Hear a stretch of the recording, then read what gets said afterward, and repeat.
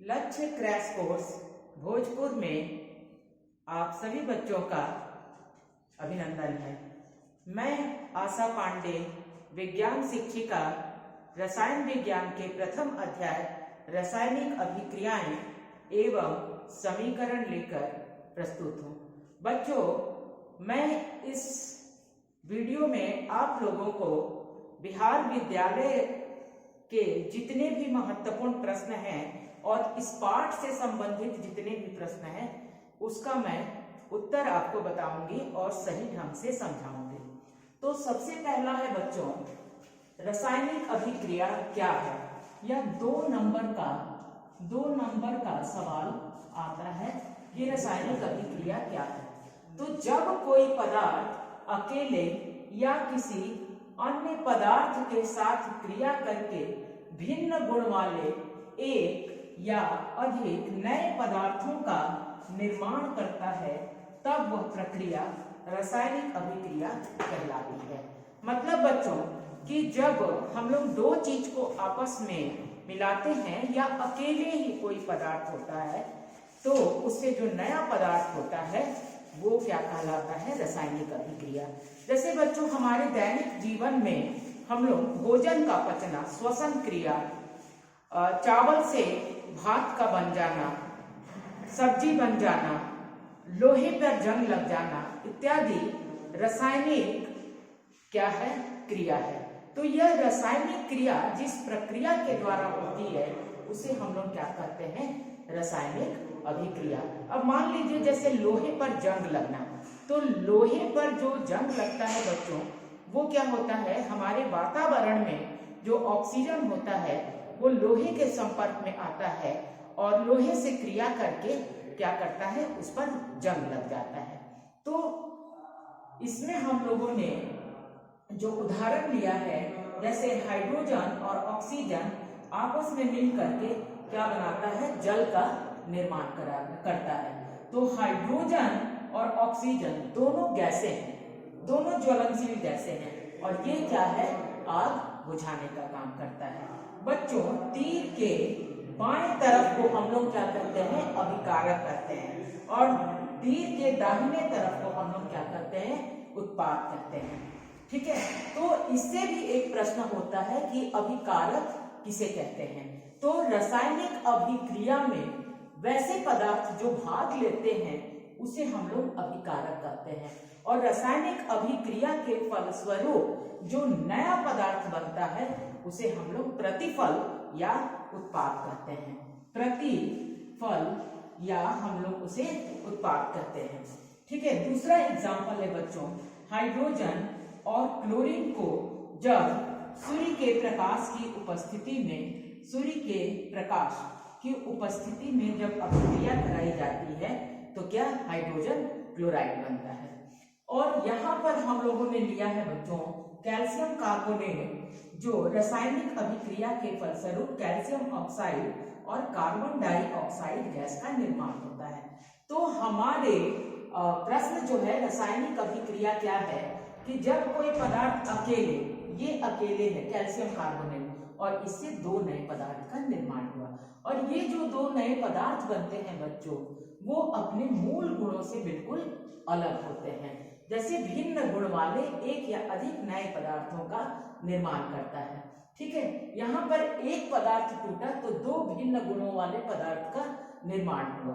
यहाँ पर दो पदार्थ आपस में मिले तो ये दोनों ज्वलनशील गैसें हैं और यहाँ पर क्या हुआ, जल का निर्माण हुआ। ठीक है बच्चों, तो रासायनिक अभिक्रिया क्या है, अभिकारक क्या है, उत्पाद क्या है, ये आप लोग भली भांति समझ गए होंगे। और ये तीर का निशान बताता है बच्चों की रासायनिक अभिक्रिया हो रही है। ठीक है बच्चों, हमारा दूसरा प्रश्न है, रासायनिक अभिक्रिया की क्रिया विधि क्या है। और ये बार बार बच्चों बोर्ड के एग्जाम में ये प्रश्न आता है कि रासायनिक अभिक्रिया की क्रिया विधि क्या है। कोई रासायनिक अभिक्रिया यदि होती है तो वो किस प्रकार से संपन्न होती है। तो इसमें हम लोग जानते हैं बच्चों कि रासायनिक अभिक्रिया में अभिकारकों के अणु पहले टूटकर परमाणुओं में परिवर्तित होते हैं, फिर ये परमाणु ही आपस में जुड़कर प्रतिफल के अणु बनाते हैं।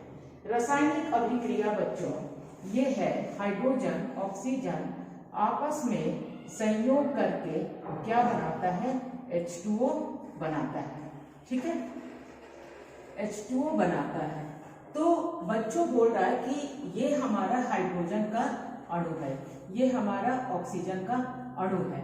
तो अभिकारक के अणु पहले टूटते हैं, अर्थात ये जो दो हाइड्रोजन है बच्चों, ये दो हाइड्रोजन एकल बंध के द्वारा जुड़े रहते हैं। ठीक है, एकल बंध के द्वारा जुड़े रहते हैं। और ये ऑक्सीजन जो हमारा है प्लस का निशान H2 पहले क्या हुआ, परमाणु में टूट गया। ये ऑक्सीजन जो है ये द्विबंध के द्वारा आपस में जुड़े रहते हैं। ठीक है, ये O2 भी दो डबल बॉन्ड से ये यहाँ पर जुड़े रहते हैं। ये दोनों टूटते हैं पहले, तो इनके बीच का ये जो बंधन है बच्चों, ये टूटता है और तब जाकर के क्या होता है, जल का निर्माण होता है। ठीक है, अब यही दोनों हाइड्रोजन जा करके ऑक्सीजन से आपस में टूटते हैं और फिर मिल करके पुनः आपस में जुड़ करके और प्रतिफल का निर्माण करते हैं। तो इस प्रकार से हमारी रासायनिक अभिक्रिया की क्रियाविधि संपन्न होती है। अभिकारक के अणु पहले टूटते हैं और टूटने परमाणु में टूटते हैं और टूट करके फिर नए प्रतिफल के अणु का निर्माण करते हैं। आगे बच्चों हम लोग पढ़ेंगे कि रासायनिक अभिक्रिया की विशेषता क्या क्या है, कि रासायनिक अभिक्रिया की विशेषताएं क्या क्या होती है। ठीक है, रासायनिक अभिक्रियाओं की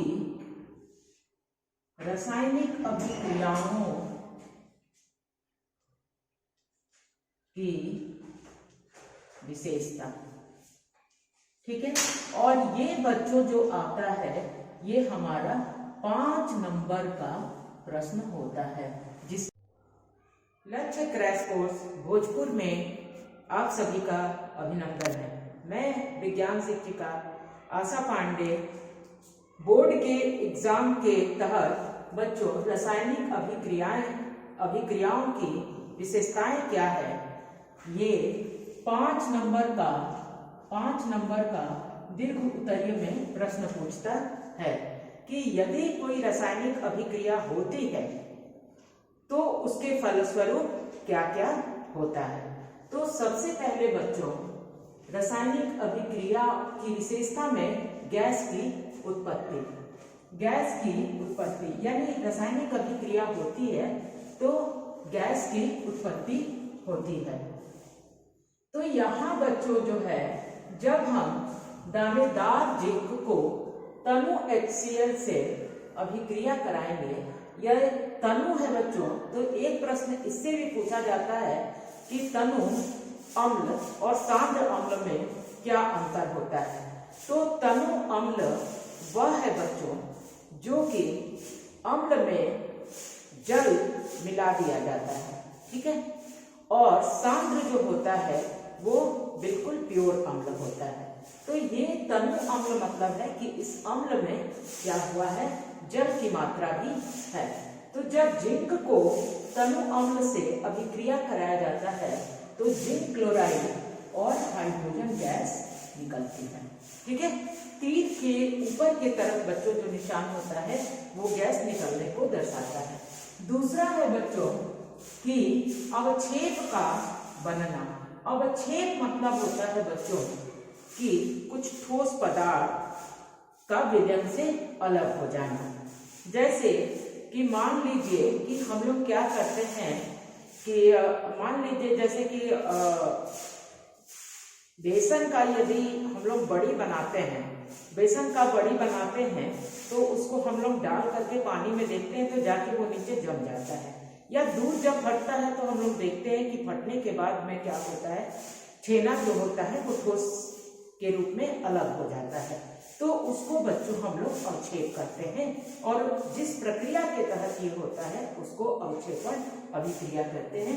और ये बहुत ही इम्पोर्टेंट है कि अवक्षेप का बनना। तो जब सिल्वर नाइट्रेट का बच्चों हम लोग एक बीकर में सिल्वर नाइट्रेट का घोल विलयन ले लेते हैं, और ये कांच के रॉड के द्वारा हम लोग क्या करते हैं, उसके ऊपर NaCl, जिसको कि साधारण नमक के नाम से हम लोग जानते हैं, साधारण नमक को हम लोग सोडियम क्लोराइड करते हैं।